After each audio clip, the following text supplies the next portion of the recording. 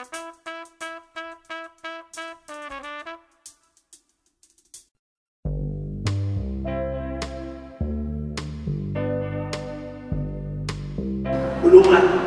Ayun. Itong base na tinatawag. Hindi pwedeng hindi relate. Isang masayang pamilya Beltran ang bumalik sa Aman Park sa Angat, Bulacan. First death anniversary ni Cabel, ang dating taxi driver na naging laman ng kalsada bilang militanteng labor leader. Isang misa na sinundan ng isang simpleng salo-salo, nagsilbing isang mini reunion ang araw na ito sa mga Beltran. Ang namimiss ko sa kanya, yung pagkahapon umuwi siya na may dala siyang pasalubong. Pag may problema, wag problemahin. May solusyon po yan, ganun po. Namatay si Cabel matapos itong malaglag mula sa inaayos nitong bubong ng kanilang bahay sa Bulacan. Kahit isa ng congressman, simple pa rin ang naging pamumuhay ni Cabel. At talagang bawal sa amin talaga nakasimangot. Pero kung talagang kalungkutan na talaga ng pagkawala niya, doon nakita talaga yung ano namin, lungkot namin. Pero ngayon nga naigpawan namin dahil nga... Nakila si Cabel hindi lang sa kanyang pamilya.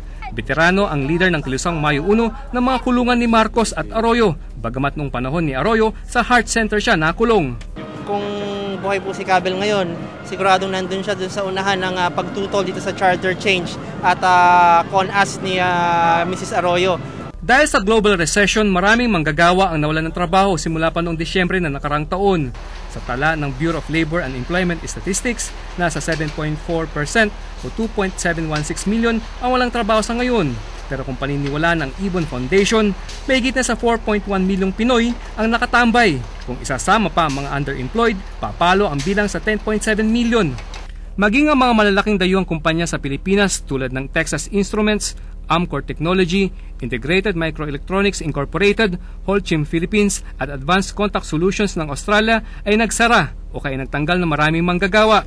Marami rin manggagawa ang patuloy na hinaharas. Tatlong leader ng mga union, sina Gerardo Cristobal ng Samahan ng Manggagawa sa EMI Yasaki Independent, Maximo Baranda ng Compostela Workers Association at Rolando Antolihaw ng Global Fruits Lapanday Food Corporation ang pinatay noong nakarang taon. Isang taon matapos pumanaw si Cabel, marami pa rin problema ang mga manggagawang Pinoy. Matatapos na rin ika-14 na Kongreso pero nananatili pa rin panukala ang batas na sana'y magbibigay aumento sa sahod ng mga manggagawa. Noong pang 1999 unang isinulong ang 125 pesos across the board wage increase. Pero hanggang sa ngayon, barya-barya lang ang aumentong binigay sa mga manggagawa.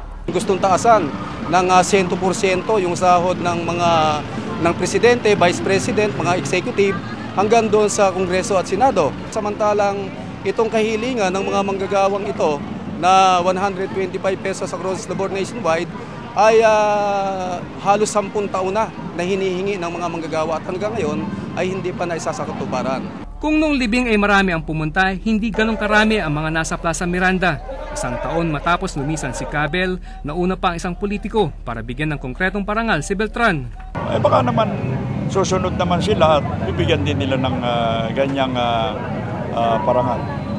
Malinaw naman ang pinaglaban ni Cabel, usapin ng lupa, sahod, trabaho, pagkain, tirahan at karapatan.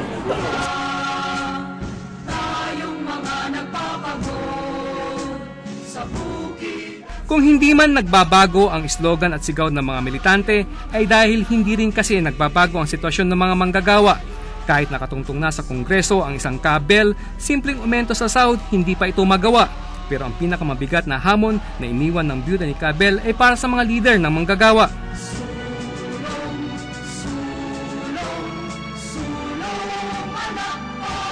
Na magkaisa naman tayo at ipagpatuloy natin yung sinimulan ni Cabel.